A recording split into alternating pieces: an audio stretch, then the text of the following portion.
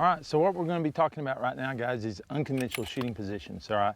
There's a lot of different things that we can look at. Obviously, the lower you get to the ground, the more stable the position is. But sometimes we don't have that option.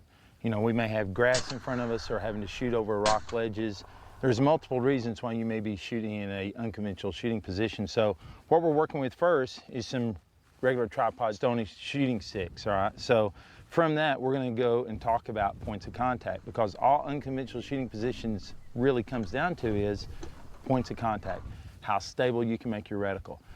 But after you break the shot, you still need to be able to see your impact, all right? So first thing you look at is how stable you can actually make the reticle and how stable that platform is going to maintain itself while the shot breaks and you can follow through, all right? So grab your gun, go ahead and put it up here on this, get in a sitting position. And obviously these sticks can adjust if we need to be in a kneeling position or whatever, but we'll start in the sitting first. All right, so there's multiple ways to use this and we're going to kind of run through them all real fast. All right, so go ahead and mount the weapon system up, aim at the target. All right, so from here, get in a normal sitting position like you'd want to try to get in.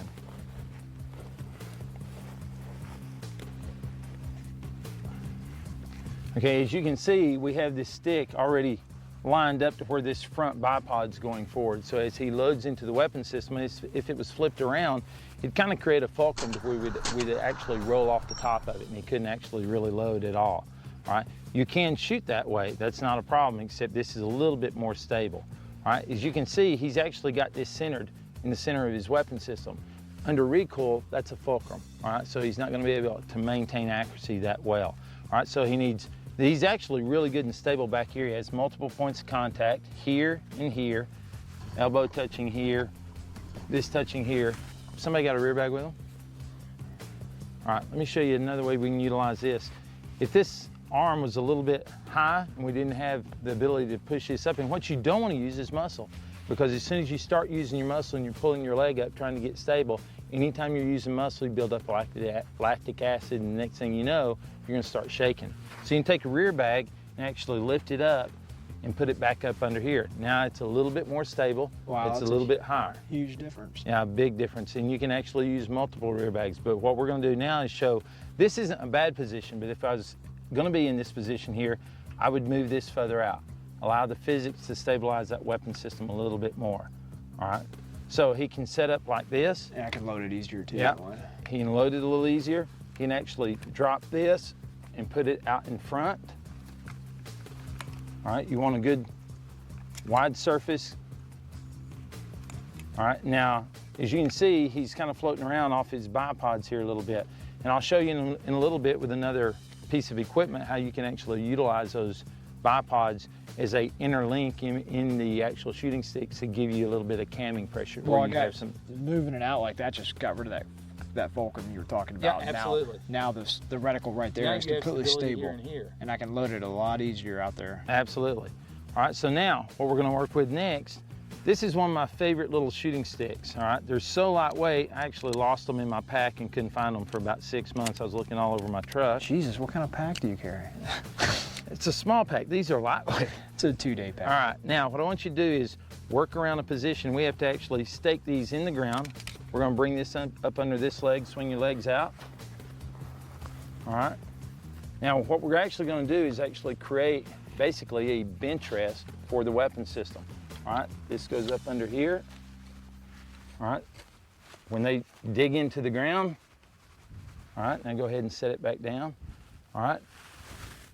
Now this actually slides up and down so you can get it the height that you need it, or if you're in soft sand, you can actually dig them down and actually have these a lot higher. All right, so what he's doing right now, we're going to try and build to where he has multiple points of contact. These little tent pole stakes, they're kind of weak, all right, so you don't want to put a lot of pressure on them. You can put some pressure to get any stability that you need, but you can't load into them real heavy. So he's got good control of the stake as his legs bend around it here. Feel good. Yeah, there. Right there. Same thing, we can actually take this. Probably put it up underneath. Put it up under the thigh. All right. He can even roll it up and set it under there to where now he has a point that he can actually not use that, but he has another multiple point of contact. This leg's... All right. That leg's flopping, so go ahead and grab that ruck, pull up under your knee. All right, which he can also utilize that to keep that stake from actually trying to flip out. He can wrap it around it. All right, now that's brought that leg up. He's not using any leg muscle. He can actually lay his arm back in there on that. Now his actual forearm now is touching the tent pole stake here. So now it's another point of contact. If you can find 2 or 3, try to find 5 or 6. All right, think out of the box, use your head. Your brain is the best tool that you have. So really, it's not like, well, accept your wobble, I can make this happen. I don't believe in accepting your wobble. All right, if you have the equipment, if you have stuff that you can use, minimize that wobble as much as possible. All right, so now what he's doing, he can actually reach up here and grab his bipod with that stake, and he can actually hold those together. So under recoil, this thing isn't flying out from under him. He's controlling. He's going to push forward. You really don't want to pull back a lot. As soon as you start pulling, you're using muscle. You can lean into something all day long. You're not using any muscle. You're using bone structure. I want to be honest here. I feel like I'm playing Twister, but it's the most comfortable Twister I've ever played, if that makes any sense. All right. So now he's actually got in a real stable position to where he can actually minimize any movement on his crosshair. And it should be pretty stable right there. Basically, what I want to show you is actually let go of the gun. All right. Move your shoulder off. All right. Now, if we actually move this forward slightly, like this, put that up under there. All right, it'll actually set like it's on a bench right by itself. Now you can move that back to where you can load into it a little bit, but you can actually set it up like this to where it's super stable. Then you just put minimal pressure on it to where it's not moving around and break the shot. You just want something stable enough that under recoil, once he puts his shoulder behind it, that thing ain't moving around that much. It's not falling down. You can do a second shot on it, all right? Make sense? Makes sense. All right, go ahead and try a shot.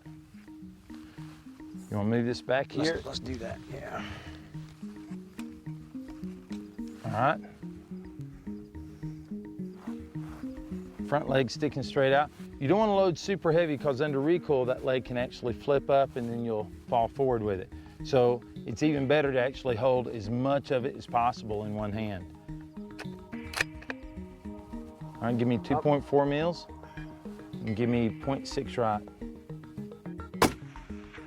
As you saw, it just rocked back a little bit, but he fell right back down on target. Yeah, target's right there. It never came out of the reticle or out of the scope. Excellent. As you can see, you can use different types of shooting sticks, all right, to actually make a really nice position for you to set on. All right, nothing's moving around. You just got to think out of the box. Too many people just set sticks up, mount the weapon system on it, and they're out wobbling around, and they don't think about multiple points of contact. You know, taking out that muscle, putting that rear bag up under his leg, pulling his ruck up under the side. You can even do buddy support positions. Most people think of buddy support is always with the weapon always mounted on the guy's shoulder, all right? You can actually have your buddy, if you've got a hunting buddy, and you don't have a pack, you can have him set up under here like this, get braced, and he can utilize my bone structure the same way. Now, he's not touching any part of my torso, all right? So he's not getting any effects of my breathing. I'm locked up here, I'm holding him still, and that should be real stable. It is. All right, go ahead. Same hold.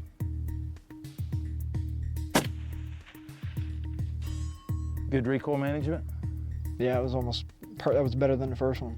All right, so there's other ways to use buddy support than just me sitting back here with the gun on his shoulder going, hey, breathe, breathe, hold, and then breaking the shot, all right? All right, let's go into a couple more. Yeah, awesome. All right, Chris, I'm going to show you another way to use these little shooting sticks, all right? It's something that's real stable. So go ahead and grab your weapon, kind of point it up in the air.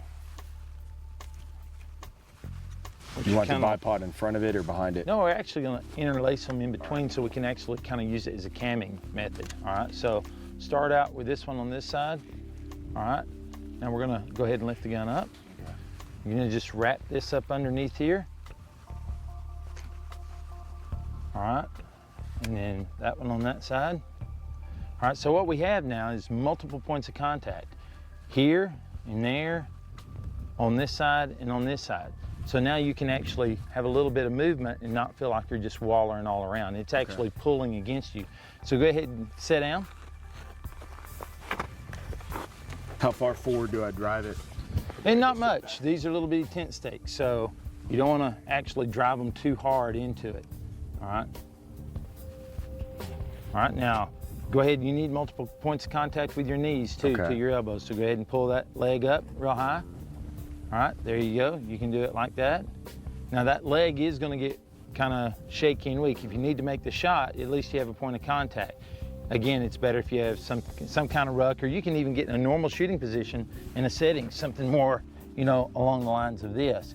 You can grab, if you pull this way back around, you're going to find you can take this and stick it up under your leg here and actually lean on it and have just a light weight here. So you pull your legs back.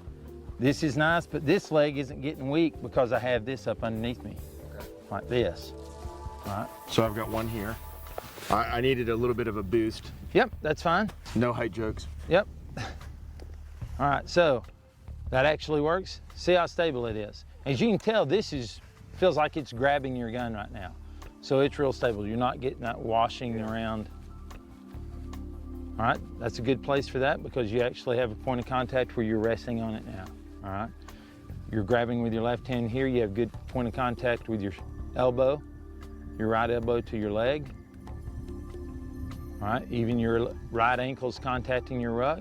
Yeah, I was gonna All say right. I was trying to keep it in there. Got everything. Anytime you can get a point of contact, it's better. All right, so that's what we're looking for, just multiple points of contact. Doesn't matter which position you're in, that's the whole focus of what we're trying to do. Multiple points of contact, multiple or as much surface area contact as we can get to Mother Earth, all right? So, all right, so now, as you flip this around, you can run it either way that you want to run it, depending on which way that you're torquing the gun. So if you shift the gun slightly this way, you feel that pull it's back yeah, on it. I yeah, gotcha. it's going to be on this side. All right, so you can wrap them up. So you can reach down and kind of wrap them up as you go to kind of get as much camming effect as possible. And still, you're warping the sticks slightly, but they're not a problem right now. You're not in danger of breaking anything. So how does that feel? Feels pretty good. All right, pretty stable. Mm-hmm. All right, and this is kind of a hunting position. It's very, very quick, very hasty to get into.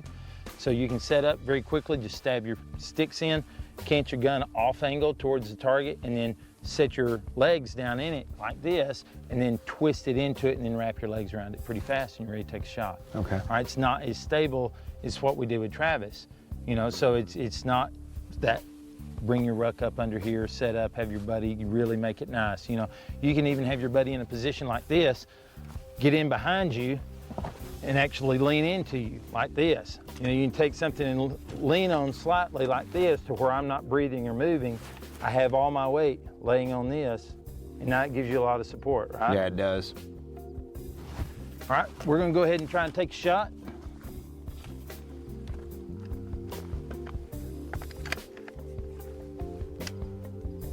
Same hold, 2.4, 0.6 right.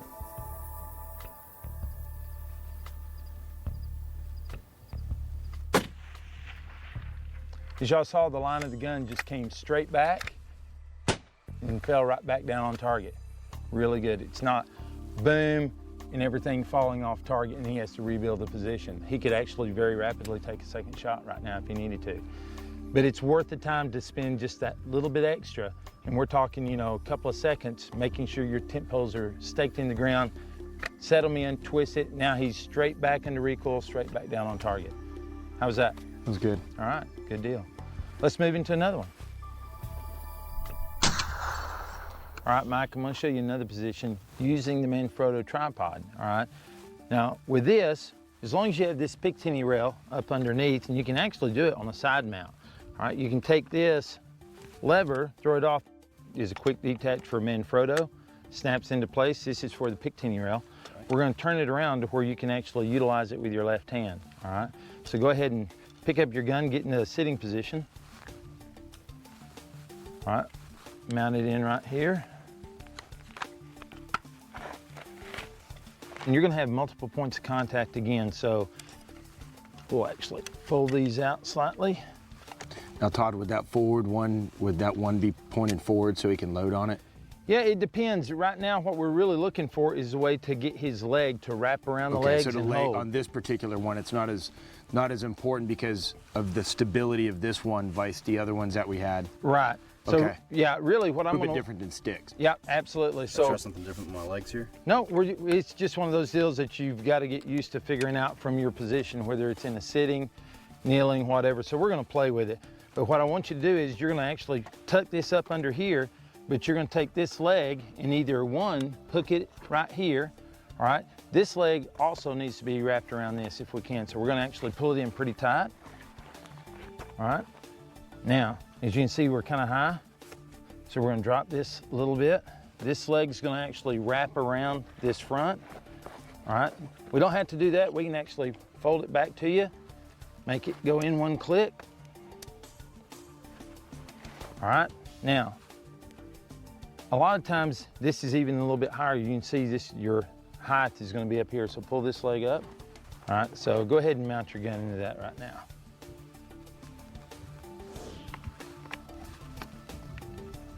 It's just another lever that locks it in place. And as you can see, this actually is pretty stable on its own. And it has a friction. The 322 RC2 head from Manfrotto has a friction that you can actually adjust to where it'll actually hold. So you can see now he's still fairly high, so he can scoot back. There you go. He can get into position. And really what we're looking for, you want your legs to be interlocked in between everything. So once you get everything set up, and I wouldn't actually cross my legs like that, I would actually get up on the gun to where when I'm sitting down, I've got a leg rolling through here. I might be underneath and then wrapped around this part here. Once you've done this a couple of times, it's a lot easier to get into Yeah, because you yeah, know that's a what lot you're more getting stable. into. Absolutely. So now he has multiple points of contact again.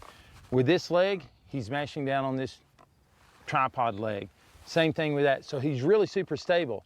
All right, he can really control this weapon. He's not gonna shoot and it's not gonna fall all over the place. With this leg, he's actually slightly pushing out to the side. All right, so he heel on the ground. All right, just like that. That's very good. Now he has another point of contact with the ground. His toes are contacting this point.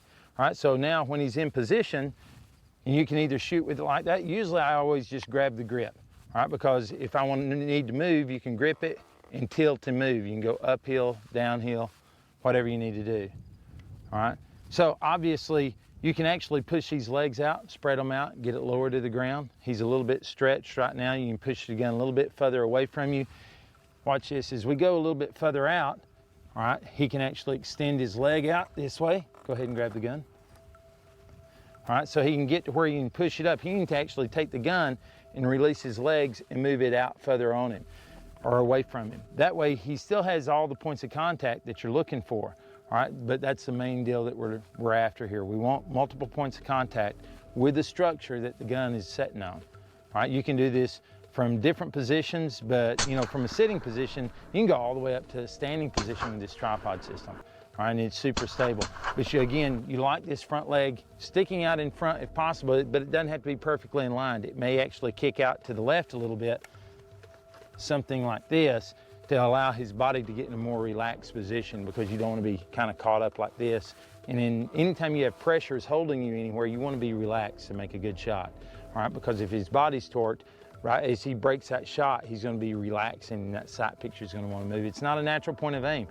Natural point of aim is not just in, you know, a sitting position or a kneeling position. It's also for prone, and it's also for this. You need to get set up where everything's relaxed and you're looking right at the target. And then you load the weapon as you're loading forward.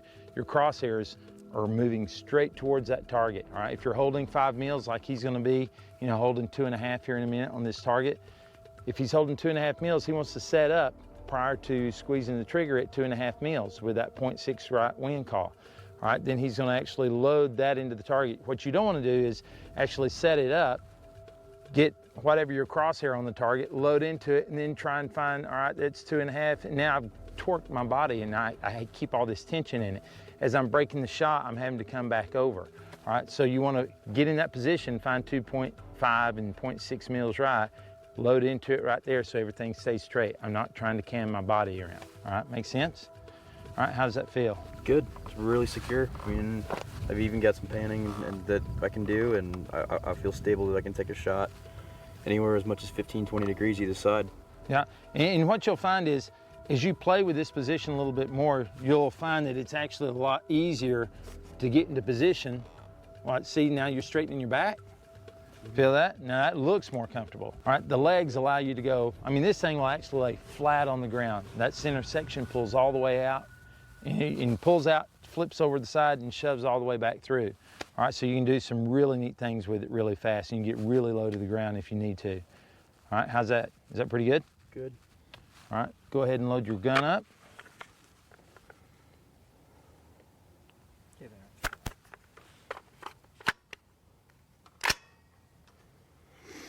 All right, that looks good and stable. Lots of points of contact here and here. Nothing should be moving. The reticles should be super still, right? You even got another point of contact because you're using that lever right there with your forearm. So you're holding out here and you have another point of contact. So it's another cam, really. Even though his elbow's floating off of his knee, that's not a problem. But even if he wanted to, he could actually bring a rear bag up and set it up here to where now he's got another point of contact. All right, go ahead and do it like you had it, where you're resting on that. All right, that should be really nice and stable. It is. All right, go ahead and give me 2.5. 0.5 right. 5 right. All right, you can kind of load into it just a little bit, load into that. There you go. Creates a lot of stability. All right. All right, give her a whirl.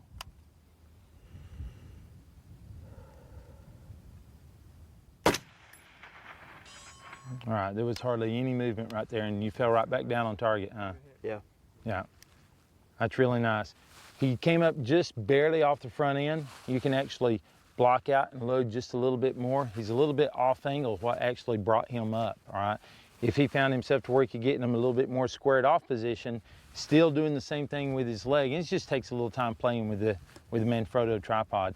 But once you get into that position, really that same thing that we're doing when we're laying behind the gun, shooting in the prone, and we're square behind the gun, we want to try to incorporate that in all of our types of shooting, whether you're shooting off rocks, whether you're shooting off tripods. You know, even if you're looking around a wall or a vehicle, you don't want to be out here canted like this. I'm not saying expose your body. You know, you can still come in here like this and be square. All right, so if you're square, when you break that shot back, you're going to fall right back down.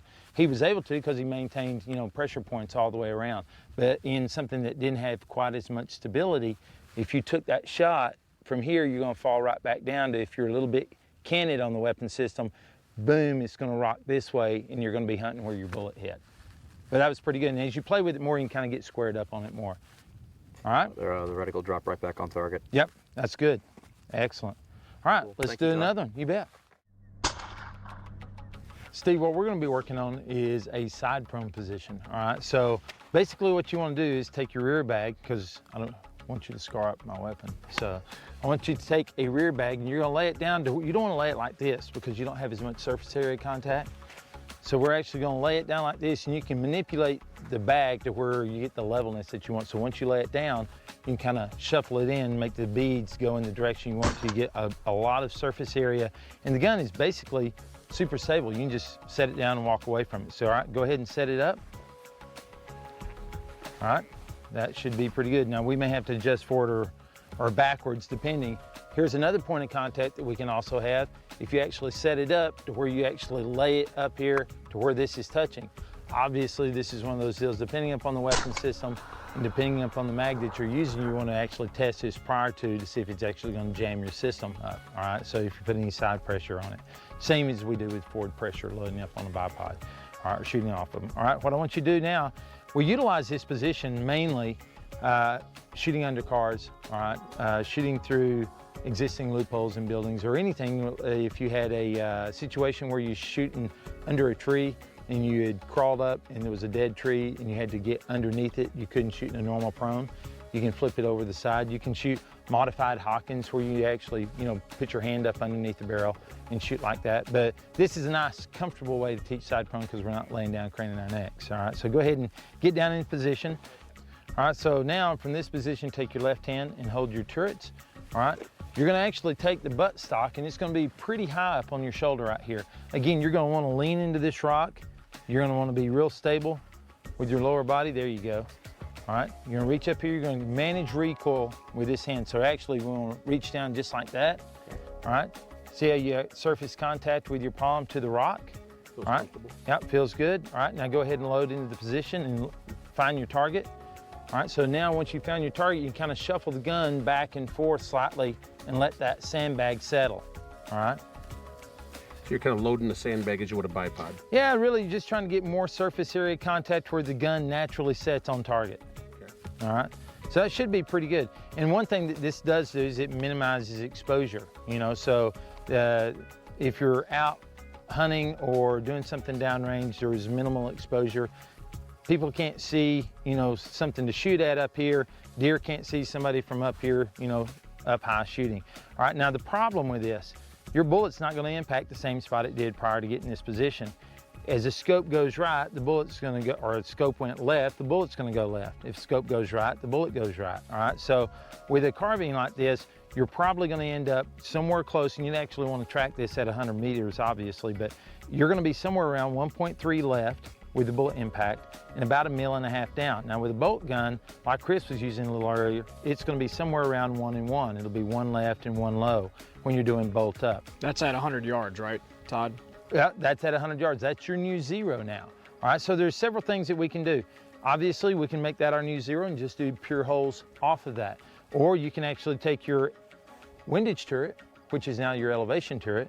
All right, so now we can bring up that 1.5. You could actually, we won't right now, but you could dial to the right, which is bringing it up because you took your reticle and you flipped it over sideways. Right. So this is right, which is now up. So we could actually dial that 1.5 up and get him on his crosshair. The problem with going, where else would he need to go? We're up on his crosshair, but we're not all the way to the crosshair, right? It's got to go down to come He'd right. have to come down, exactly. So what keeps us from going down? Zero stops. All right, so if he has a zero stop on that scope, he's gonna bottom out already, all right? So what you can do, you can slip your zero stop to where you're at running at 1 mil to where you could actually run up there, grab it, slip it all the way down to 1 mil. But for this system, I mean, specifically with the H58 inside of that gun, what's the point? Just Yeah, it's the only other problem is when you take that reticle and you've got all your Horus grid down here and you flip it out here like this, his bullet is impacting over here on the side. All right, so he's kind of holding out in space like we would a MilDOT. All right, now we can bring that bullet strike up to the crosshair here, but getting it back on this is advantageous, and actually some of my guys actually run that way. You know, they'll run with 1 mil on their gun so they can actually dump a mil right and dump all the way down to their zero stop from a 1 mil 100 meter zero. All right, that's where they'll normally hold. If they want to come up 10 mils, they just come to 11. All right, but that gives them the capability of going back down to crosshair now very quickly. But what we're going to do is we're actually just going to do it on pure holes. So his hold was going to be 2.5 mils. All right, but we're impacting another 1.5 mils low. So his hold is going to be 4 mils now. All right, so now we had a 0.6 right wind to start with already, right?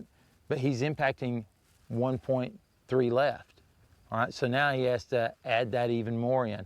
Obviously, it'd be better if the wind was blowing from the other direction to get us closer to our crosshair. But now he's going to be 1.9 right and holding 4 mils for the same target that y'all shot at earlier. All right, make sense? All right. Now, the reason, let's go into it real quick, the reason the bullet actually impacts low and left, what happens when you actually take your crosshair and sight it into the impact of your bullet, once you flip it over on its side, the bullet's not going to have that initial drop in the first 100 meters and curl to your right. The bullet's still going to have that drop, but it's going to go down. That's why we're going to hit low. All right, the reason it's going to hit left is once we had actually adjusted our crosshair and looked down, well, when it flips over here, you're looking across the line of path of the bullet now. The bullet's going to cut across, that's why you're hitting left, and it's still going to hit low because our windage turret, which is now our elevation turret, doesn't have the effects of gravity accounted for it. So your bullet's going to hit low and it's going to hit left when the scope goes left. All right, let's give it a try.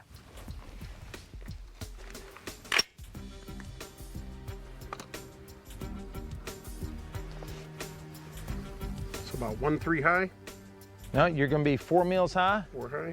and you're going to be 1.9 right. Okay, got it. All right, give her a whirl.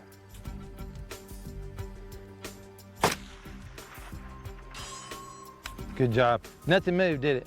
No, not That's a at all. super, super stable It position. really is. Once you really get secured in, obviously pressing into the rock, getting a good hold on the gun as well, and all the points of contact between the body, the scope, the bag, and the magazine really makes a big difference. Yeah, it really does. You know, if you try and do this in the prone, it really cranes your neck. A lot of times we'll throw down our storm cases and put our guns up on top of them, or Pelican cases. But after a while, it kind of starts to really crane your neck. This is a really good way to learn how to shoot side prone.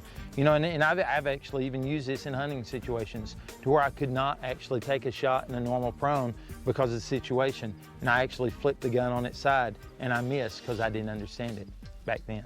All right, so obviously, fundamentals, we don't always have them all the way. We're always on a path. Everybody's always learning, So that was a good mistake that actually gave me the opportunity to learn something from it. And like all 4 of these positions that we just did, it's obviously that consistency and repetition and getting out there doing it over and over. So it's not something you want to try on a hunt. It's something you want to try on a Absolutely. range. You want to try this kind of stuff before you actually go out and try to utilize it on a hunt. If the basics, again, the fundamentals of unconventional shooting positions is points of contact. Making your reticle as stable as possible and creating a position that allows you to make a second shot if needed. All right, good job, guys.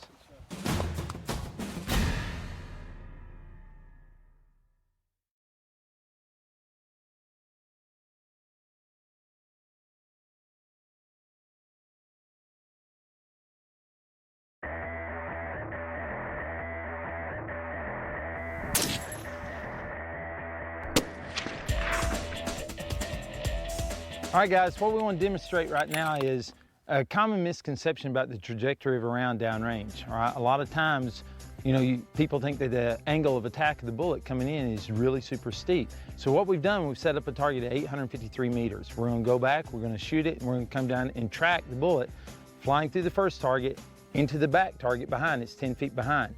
In class, then, we'll sit down and figure out what the math would be, and we're going to actually calculate it even prior to actually seeing it, and you're going to see that it's the same thing. All right, so give me a quick guess. What angle do you think the bullet's actually flying through the target at 853 meters? Steve? Maybe 15, 20 degrees. All right, Mike? 5 degrees. Yeah, I was thinking at least 15 to 25, somewhere in there. No. Travis? I'd say 10. All right, what you're going to see at this distance, 853 meters, you're probably going to see somewhere around 1.5 degrees, 2 degrees. All right, so it's really slight, but we're actually going to sit down, plug it in, do the math on it, then we're going to go shoot it and come down here and take a look. So it's not that indirect fire that everybody thinks it is. Yeah, absolutely, because a lot of times what most people see in the books, the bullet's tracking up and then just falls off sharply. But it's really a lenticular curve all the way through. And really, some of the things that you're really going to benefit from this, all right, it's a basic ballistics class for one, so you have better understanding. But another thing that you really get to pick up from this for our side is spotting. All right, so when you see that bullet actually land behind the target and it's just off the right side, it's not that the bullet went over his head and landed back there. Just bring him to the left. It may have been a couple of inches higher at the target, all right, from where you actually saw it in your spotting scope. But that's what we're actually gaining out of this. It's just better understanding of everything that's going on. Y'all ready to go shoot it? Let's do it. All right, let's do it. All right, why don't you go ahead, give me 0 in first shot. Wind's kicking up a little bit. All right, 0 wind, holding at 11. You want me to try to go for the head, right? Yeah, headshot. Give me 1 mil right.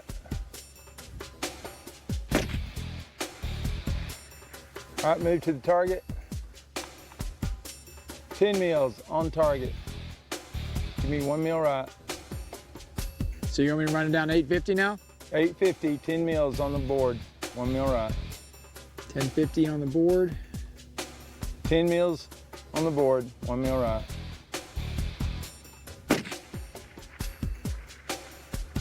Impact. We're done. Nice shot, Travis.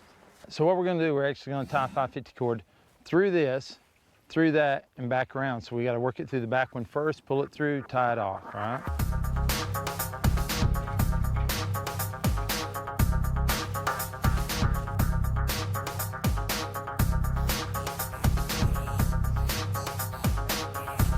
I'll come step over. Grab that. We're going to keep it back. Yeah, you keep it taut. All right, now what we're going to do, we're actually going to pull this tight through the back side. Yep, there we go. Now, Chris, I need you on the back side. I want you to line up and give me a line back to that target, back up on the hill where we shot from. right in there. I'd say that's about good right there. Yeah. All right, now if you'll step over here, all right, now what you gotta get is get level where the back two here are touching with your eye to where you know this is exactly level. And then from there, look across and look at the angle. You wanna line up Okay. back here at the back, and then right here you can actually see the flight path of the bullet. Yeah, there's a little the bit angle. of a separation. Wow. All right, so you wanna marry up the back two. Once you're married up there, you can actually see the angle of the flight path of the bullet coming into the target. All you gotta do is adjust your head until the back two lines are married up at the back, and then look across now, keep your head in the same spot and turn your head. That's the angle of the bullet flying into the target. So as you can see, it's not very steep at all. A lot of the misconceptions about bullets falling in, you know, and basically I was working with some guys and heard a guy say, yeah, but the angle of attack of the bullet flying into the target at 800 meters, it's really, really steep, that the target didn't have as much surface area to actually shoot at. I thought he was kidding until I realized he really wasn't, but it's not really his fault. A lot of the manuals that's put out, and you've seen them, they really show a real drop off, all right? So it's a real shallow lenticular curve all the way across. We're fixing to sit down and do all the math. What is max sword? How high that bullet was, you know, at its max sword above line of sight, all right? So we'll sit down and do that, and then we'll actually figure out the math of this at 10 feet, and you can actually see the angle, all right? Hey guys, this is something really nice to notice. With this line being level, you can actually see that actual impact of the bullet is only 1.5 inches up above.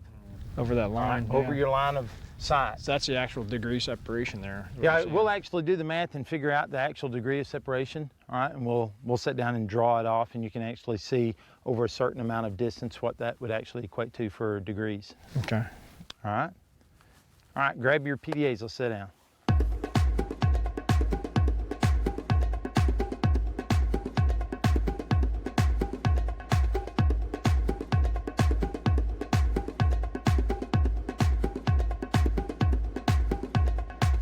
All right, guys, we just got through drawing off different degrees, all right? This is 5 degrees from level, 10 degrees, 20 degrees, and 30 degrees.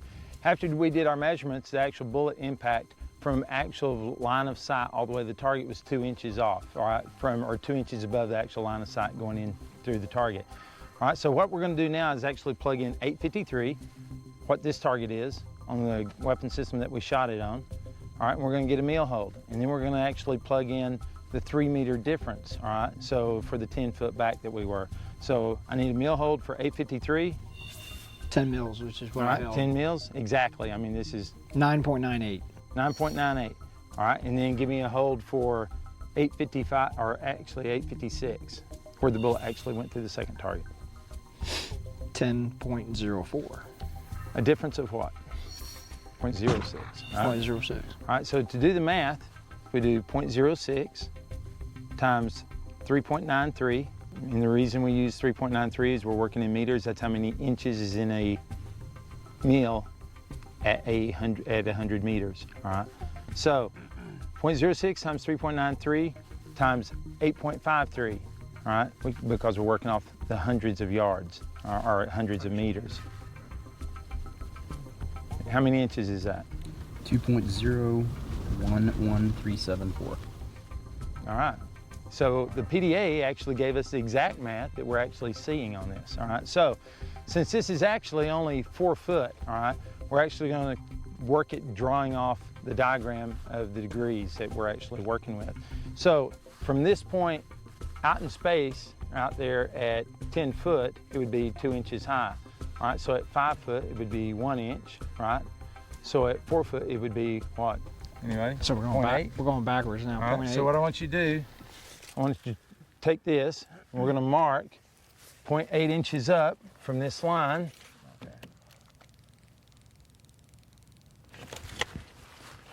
All right, take this, line it up on that.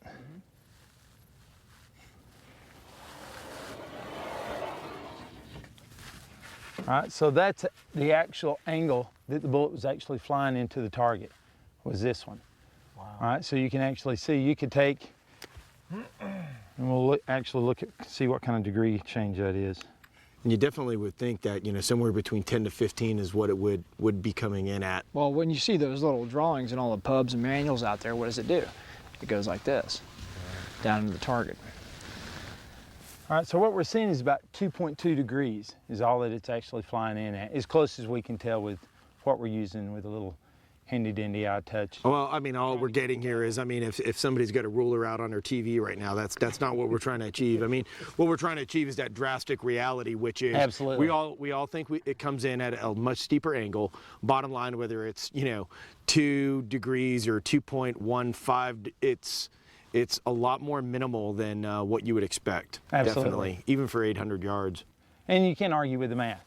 The math is the math. So, what we're trying to do is get rid of the myths, that are out there and just bring the common sense back into it. If you have any questions, go out and test it. That's the main thing that we teach. Does that actually, Todd, can actually that arc change, that path change by the caliber? Say, obviously we're running that with 7.62 by 51 or 308 versus 300 Win Mag 338. Absolutely. And, when we're shooting at a mile with a 338, all right, we do this exact same thing. And you're going to see about 2.5 degrees at a mile. Wow. With 338. All right, so again, we're doing this, not real scientific, all right, obviously, but it's close enough that you can actually, get pretty close to it. So, and that's what we've done back in the past doing Hasty in classroom, when I've got guys here training. So, but yeah, different calibers, the max ord of the bullet, is going to be more shallow on bullets running faster with higher BCs, that kind of deal. So, brings up a good point though. What do you think the max ord of the bullet was above the line of sight with a 308?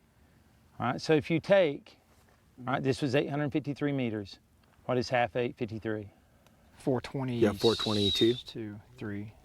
About 427. That's what I was going to say. Exactly. The first time. So take 10% of 427, so take 43. Add 43 to it, 470. All right, plug in 470 into your PDA. Now we know he was holding 10 mils for this shot, all right? So we're gonna subtract whatever he tells us his hold is, all right, for 470 meters, because about halfway, again, this is rough, but we can actually show you and map it out with the PDA just like we did this, exactly where max ord was. 3.52. 3.5, all right? So you take 3.5 from 10 mils, and what do you get? 6.5? All right, now, Yeah, 6.5. pull out your PDA again with the calculator. 6.5 times 3.93 times 4.7. How many inches are in a mil? There's 3.438 minutes of angle in a mil, all right? Which equates to 3.438 times 1.047, a TMOH, a minute of angle. All right, when you multiply both of them, you're gonna end up with nearly 3.6 inches. All right, 3.968, whatever. All right, so but what you're going to find out that, right now we're working in meters, all right, so it's 3.93 inches in 100, or in a mil at 100 meters. There's 3.6 inches in a mil at 100 yards. 120.0615. 120 inches above line of sight. That was just the max ord. So we're talking 10 foot. But really the thing to think about there is when your bullet is shooting across the ground, there are different wind speeds, as you get higher up. When I was a pilot and I was flying, you get a certain height up above the ground, you feel the airplane start to can a little bit into the wind because ground surface, just like you, ground surface gets a little drag, all right, on the wind direction will change slightly, all right? So that's something a lot of people take into account. A lot of times you don't have to because our bullet's not that high above the ground, all right? Obviously, we're shooting above a canyon right now. So we know that above our line of sight, our bullet's max ord was only 10 foot. All right, so it's something to, for one, it kind of tells you what your bullet's flying through. All right, but our purpose of doing this is actually, it's really a spotting class. All right, and whether you're looking for trace or you're spotting and you actually see impact, even if the bullet hits behind the target and it's off the left side, when that bullet actually hit, I saw the bullet hit probably 12 meters behind the target back there. All right, so since we're on pretty flat ground, it's just on a slight, gradual incline going up, you would assume the bullet was actually flying over the target and landing into the dirt behind the target, and it actually flew over the top of its head, when in reality, it was a perfect shot, went right through. So for spotters, that's great because where that impact you see is probably where that bullet's going. Yeah, and if you think about it right there, it shows from here to back there, it's only a couple of inches. All right, so if I saw it hit even with the center of his head, further back, maybe 12 meters, really the bullet was probably 2 inches higher than that. All right, but it's not that much. I mean, because when you look at it, 0.3 mils is a minute of angle, really close. So when you look at this, you're looking at 2 inches at 853 meters. All right, so a minute of angle at 853 meters, you take 853 times 1.145, and that's going to tell you how many inches a minute of angle would be. Obviously, roughly, we always say, hey, minute of angle on the target, 853, 8.5 inches. It's going to be slightly more than that. It's going to be somewhere close to around 9 inches. But we're talking about a quarter of a minute of angle. Now, how many guys could actually hold a quarter minute? All right, how many guns do we have that can hold a quarter minute? At 100, yes, it's not that hard sometimes to hold a quarter minute, half minute, but when you're talking 853 meters out, it's substantial, you know, so it makes a big difference. Big benefit of understanding this concept, though, could really with that spotter dialogue back and forth with the shooter, and maybe that shooter's running a different system, a different optic with maybe quarter-minute turrets versus horse vision reticle or MILRAD turrets, so that you can communicate better to get that good second shot correction. All right, any more questions on this? No, good stuff, man. All Thanks, right, Todd.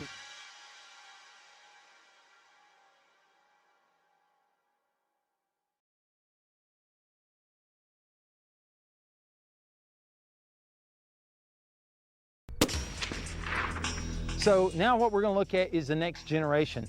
All right, so I ended up making another reticle, basically subtended 0.2, 0.5, 0.8, 1 mil. Then again, it's 0.2, 0.5, 0.8, 2 mils. And this just continues out, same thing. Now, if you'll notice on this reticle, each of these lines is getting progressively bigger. This is 0.5, this is 0.6, this is 0.7, this is 0.8, and it goes 0.9, then it goes down to 0.5 again. So the next one's bigger here, and then the next one starts out small again. All right, so very quickly you can see exactly what 6 mils is. You don't get lost in your scope. You don't need all the numbers in there. All right, so once we actually set this up, all right, the reason it's called the trimmer reticle is it means the refined mil reticle. So when I went out to 0.5 here, I started doing a stagger, all right, kind of like a chevron. I went 0.5, and then I went 0.6, 0.7, 0.8, 0.9, and then 1 mil. All right, what this allowed us to do, if you can mill within 1/10 of mil actually, because if you look at it and you go, okay, hey guys, that's 0.8 mils, because you can actually see it where that line actually ends up on. Or if it's halfway between the 0.8 and 0.9, now we can mill to within an actual 1/2 of a tenth. So we get really good at milling that way. And of course, this is left, right, and top.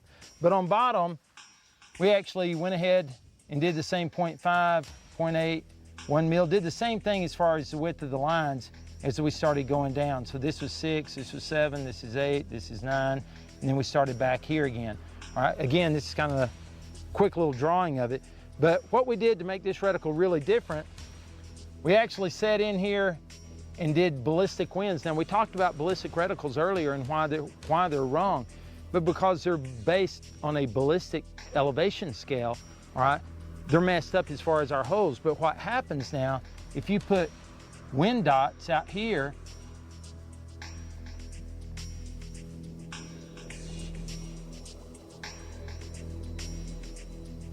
what this actually allows us to do, you can actually take and refine and know, like we was talking about on 308, these equal 4 mile an hour, each dot. So now all the wind formulas, whether you're doing the standard military formula or my high wind formula or my quick wind formula, we don't have to do formulas anymore. When I say, hey guys, I think it's 10 miles an hour, boom, you go 4, 8, 10, you hold the target right there. It's very quick. There is no math involved anymore.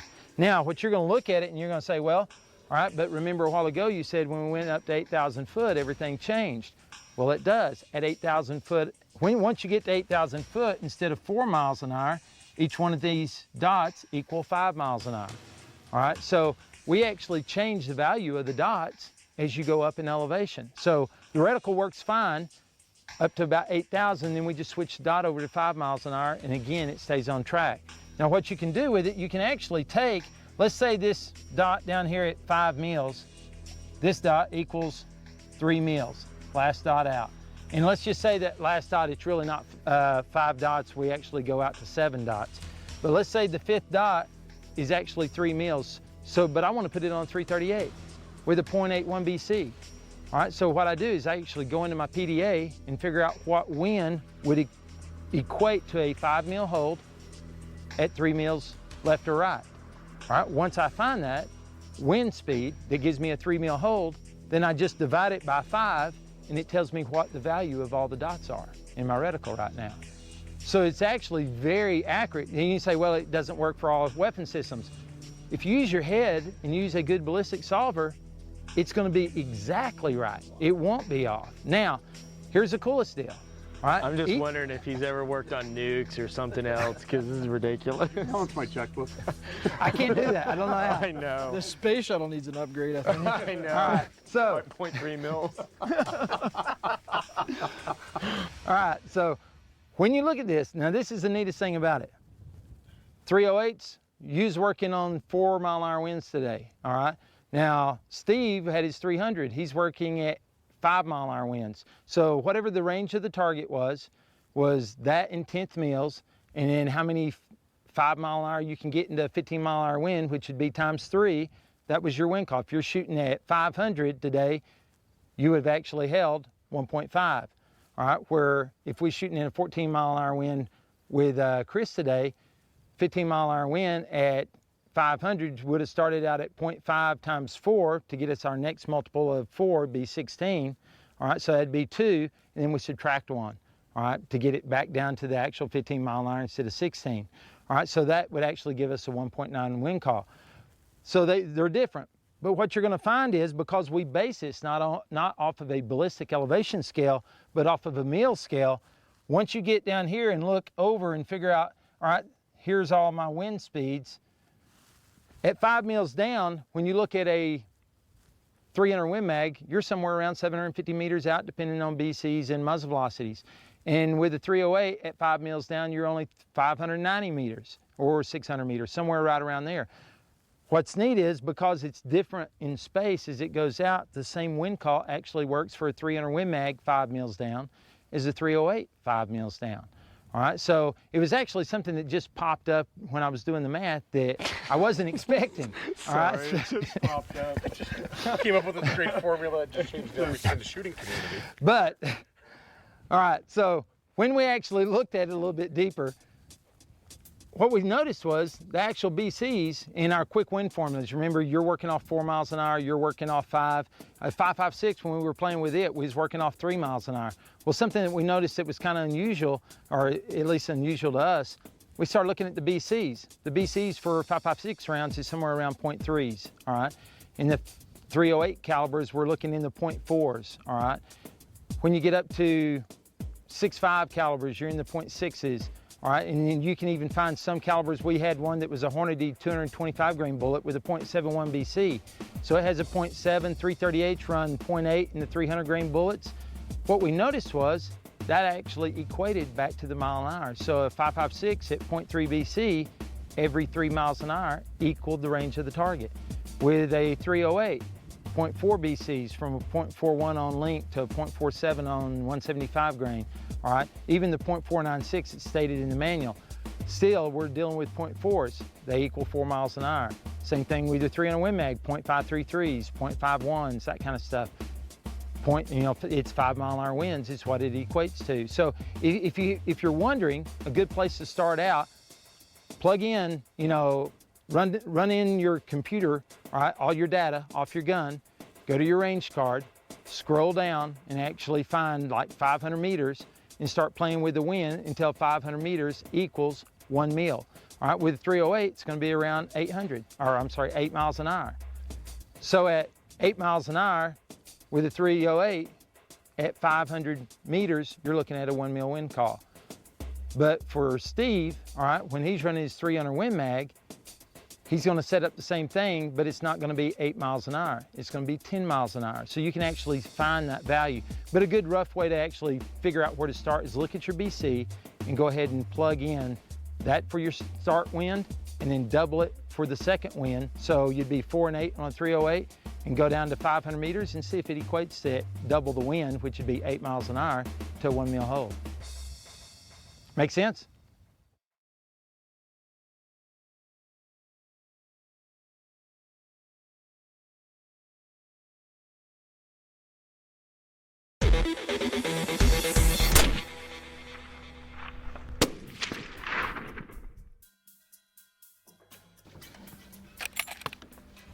Hey Todd, I know we're about to clean weapons here. Can you run through that process? I know we talked a little bit about it in the class, but it's just there's real so many quick. different schools of thought out there. I want to make sure people understand what's the right way to clean a gun.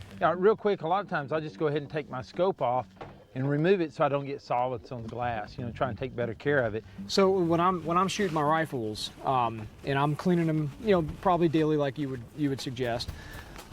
What point do you normally see? Is there a range of like when that copper's building up and your bearing surface is starting to? I guess that's where I'm kind of confused, and I think a lot of other people would be confused with it. Well, it's like, I mean, we are going against everything that we've been told. Hey, you got to put that copper out every time you shoot, and you're saying 180 degrees opposite. We don't need to do that. Yeah, you know, from what I found, and my deal was I wanted to test everything. I didn't want to take, you know, just what was being taught old school for the past 50 years. And I thought, you know, when I teach a class, guys are going to ask me, well, what do we have to take the copper out? So I started testing it, and I was like, all right, hey, this is all I'm going to try for the next 8,000 rounds this year. That's all I'm going to do is just take the carbon out. And what we actually saw was we didn't have any problems with accuracy. I mean, the gun has 13,500 rounds on it now, and it's still sub half-minute gun. So, you know, and all we've done is just remove the carbon every time that we've actually cleaned the gun. So, you know, it's one of those things. If your barrel is coppering up, if you're seeing that copper coming out, you know, your crown, then you may have a problem to where you do need to remove it. But if you're buying good, high-quality barrels that don't copper up very much, you're going to see that, you know, you really don't have to remove that copper every time. Just use, you know, good Impro 7 to remove the carbon. Okay, so your cleaning procedure is going to vary depending, obviously, what kind of barrel you have, and maybe ammo that you're shooting, stuff like that. Now, what happens when you take out that bearing surface, when you do actually strip the copper? Like if you were to take that gun that you cleaned, or that you shot 8,000 rounds through, and you took that bearing surface out, what would happen? Well, it turned it into a 2.5-minute gun. So Just like that? Just like that. Went straight back out, shot it the next day. That was the end of the test. When we finished those 8,000 rounds, and the gun started with 5,500 rounds on it, and I was stripping all the, you know, copper out each time I shot it. But when we started the test around 8,000 rounds, we left all that copper in there and just removed the carbon. But the next morning when we got up and actually shot the gun, it was a 2.5-minute gun. So, and it took about 43 rounds later for that gun to settle in and start shooting, you know, good half-minute groups again. So, and that's a good point, because if you do strip your copper out, people need to understand they're going to have to build that bearing surface back up by going out and dirtying their gun to where you get your accuracy back that you had previous. Absolutely. You know, we call them clean cold bore shifts, you know, and your bullet will hit somewhere else, you know, not all the time. You know, some barrels don't have that much of a shift, but it's kind of standard for a bullet to hit somewhere else on the clean cold bore. All right. Okay. So that's something that you have to actually lay down at 100 meters or 100 yards and shoot that clean cold bore and note where that impact is. So if you do decide you're one of those guys that you're still going to remove the carbon and copper out each time, you need to know where that cold bore shot's going to be. So you have to go in and track it and put it in your data book, you know, and you know then, hey, I'm 1 inch high and 1/2 inch right, you know, on this first shot. Second shot's half of that. Then we fall back into my normal group. Yeah, it's good information. And when I clean my rifle, I always go out and dirty. I'll go out and shoot it right afterwards, especially if I'm going to be shooting it pretty soon after that cleaning process.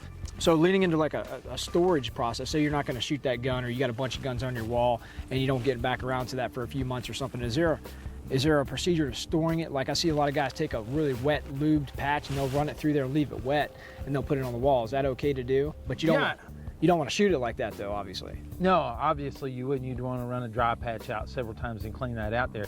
But, you know, if I was actually going to store a gun for a while, I would do the same thing. I'd make sure the gun was really clean, good, removed all the carbon, you know, everything that I could get. I probably wouldn't do a kind of a field clean, what we're doing here today, just dripping out some of the carbon and actually going out and continue shooting. But if I'm going to actually store a gun, I'm going to make sure all that carbon's out of there.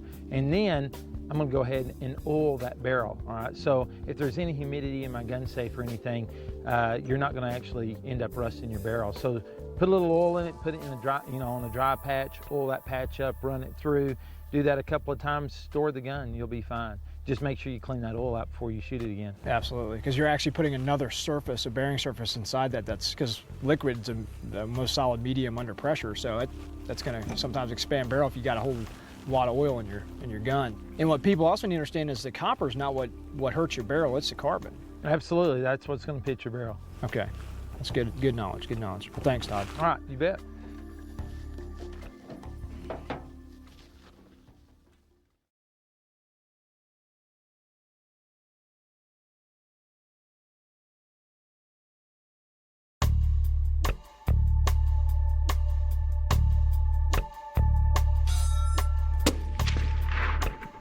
You know, a lot of times I get, well, that's unethical to take a shot on a deer, you know, past 500. Well, if you believe that, you probably don't need to do it. You know, it probably is unethical for you to do it. But, you know, my son shot his first group when he was 14 at a mile on paper, just like this, and shot a 15-inch group at a mile. He understands the fundamentals of shooting. You know, he had somebody call and win for him. Last year, we went out, shot a deer, a mule deer, at 1,020 meters. He hit it twice. He hit it once, it lunged forward, turned around, he racked the bolt, dumped it again. All right, hit it 2 times at 1,020. He's very capable. The weapon system was capable, shooting good ammo, good wind calls. We knew we could make the shot. I'd never take a shot at an animal, you know, just in hopes to hit it. You know, we're not gonna do that, you know. But if it is something I feel very confident of and I can prove it on steel day after day, and you have to take the time. You have to take the time to go out and actually lay down, spend time. It's just like we talked about, you know, you pay your dues. You know, you don't get to where you're at in life to where you can take a shot at long range or run speed drills, you know, like y'all do in your normal line of work. Doing what y'all do, you just didn't wake up one morning and say, hey, I think I'll run a carbine class. You know, you spent hours and hours and hours. When I was running pistol stuff, when I was shooting competition with pistols back when I was doing cowboy action, first year I'd shoot 3 hours a night dry firing, all right? It's not that you wake up one morning and all of a sudden you're good enough to win. You've spent hours and hours of that prep time. You've paid your dues to get there. After 13 months of doing that, you know, finally it paid off, all right? So it's like everything in life. I don't care if you're jumping, skydiving, if you're playing golf, playing pool, doesn't matter, you're gonna pay your dues. Some people are naturally inclined, but they're still paying their dues. You know, they didn't just wake up one morning. So it's the same thing. If you wanna take long range shots, you gotta get out there, you gotta understand the fundamentals, you gotta pay your dues. You know, buy books like Brian Litz's Applied Ballistics book, very good book. You know, sit down and read that, get better understanding. Like this DVD, all we're trying to do is educate the public, give them a no-nonsense, common sense approach to it, to where people can actually kind of run in and gather that knowledge, you know, and feel confident on their own that they can do it. That goes back to that word that you said earlier that we used on a daily basis, of consistency. You've got to come out here and be consistent at this, and I think that's what we're all trying to do here is raise that bar, because the shooting community is, I believe, from looking at the precision community, so many controversies out there. It's like that in every community, really, but there's a standard that people are scared to step above. Like you said with hunters, it's unethical to go out past 300 yards to shoot an animal. Well, no, it's not. It's not at all when you understand this. Yeah. And that's all it is. So we're trying to raise that bar up because everything excels. I mean, we didn't put rockets in space 200 years ago, but we do now because we excel. And that's what we're doing here. Well, and the big deal is, like we always talk about, we're trying to get out of our comfort zones. Comfort zones are a bad deal. Most people in life excel to a certain point, and then they get comfortable and they shut down the brakes. They feel, you know, hey, I don't have to do any better. My wife is happy, my boss is happy. I don't want to fail. To me, the only time that you fail is when you don't try. When you don't try to excel, you're failing. I don't care if you're doing pretty good here. Why not reach out? You know, why not reach out and see what you can do? You know, it's like y'all jumped up. You're excelling in what you're doing right now, just like Mike. He's excelling in what he's doing. Same thing with anybody that's reaching that top level. You know, you have to push your boundaries every day. You can't wake up in the morning and go, you know, we've got a pretty good school. Let's just teach this for the next 2 years. That school is what dies off. You know, in about a year, nobody's booking that school anymore. Every morning you wake up and you go, man, what can I do different? How can I make it easier for the guys? That's why we come up with all the different wind formulas and high angle formulas and all the different military formulas that I teach the guys. I'm trying to make it easier for them, but I'm trying to always change my school every week. It's something different. Next time when they come back, maybe 3 months later, maybe a year later, all right, when they come in, they're going like, wow, man, another formula? And you're rubbing their heads, you know. But really, we're just trying to excel and make it better, make it easier for them. But we've got to do that. Everybody in their own life has to do that. So you have to always be willing to step outside your box, reach out and do something that makes you excel, makes you maybe fail, but you're not failing. You're just figuring out what you can't do so that you can figure out a plan how to attack it and actually beat it. Well, failure is good. That's what our biggest Absolutely. thing is that if you don't know how to fail, you don't know how to succeed, and that's why we have a ladder of excellence theory. Every rung on our ladder is a failure point, and if you're afraid to grab that failure point, then you're not going to climb anywhere. Now, that's what experience is. You know, experience is, hey, I learned something because I failed somewhere. I didn't succeed. You know, that's what I tell my kids. It's when you don't succeed, that's not failure. You know, failure is when you didn't try.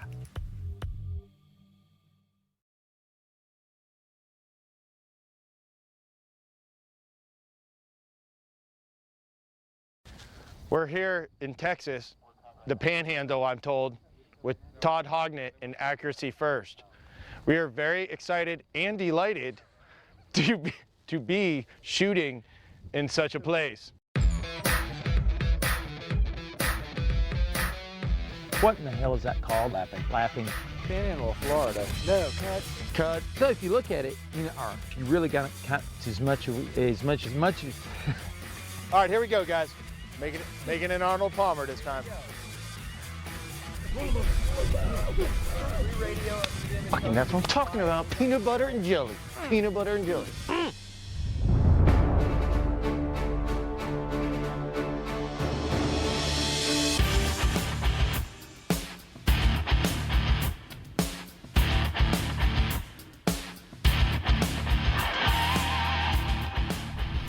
This is Mike's first time firing a 50, but he's not as scared as Costa.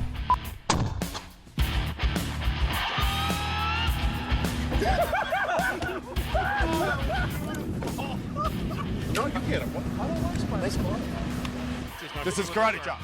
This is what you do. I'm going to demonstrate on Mike's face what we're going to do. Costa's definitely afraid of this machine. I see something messed up on my scope. Everybody should get a Steve. You switched to ocular lens on me. You completely took my scope off. Put it on that. Dude, check it out. Dude, look at the personality on this thing. He's fighting. Run, Tom, run! Because he's sticking to something out there. Like, All right, here we go. New take. Big one. I wish I had a milkshake right now, just to be doing this while we're filming Hay, so I could enjoy it. Strawberry ones from Wendy's. I feel like I'm playing Twister, but it's the most comfortable Twister I've ever played. Is that gold? Is that uber plutonium? That's got that big fuzzy thing out of his pants again. What the fuck is that? I know where you're looking because you always notice. And why is your pick rail on the side? You built a rifle for us? Listen to me, Todd. Listen, this is very serious. I'm gonna do something with my hands. I'm thinking. 1 second. 1 second. Oh, why am I talking like this? Like I'm in a Chinese arigato movie. I will attempt to hit Mike with my fist. Stop laughing, Todd. Okay, I just hit myself in the nuts. I look fat. Well, it's hard to say because I haven't seen you actually on the TV yet.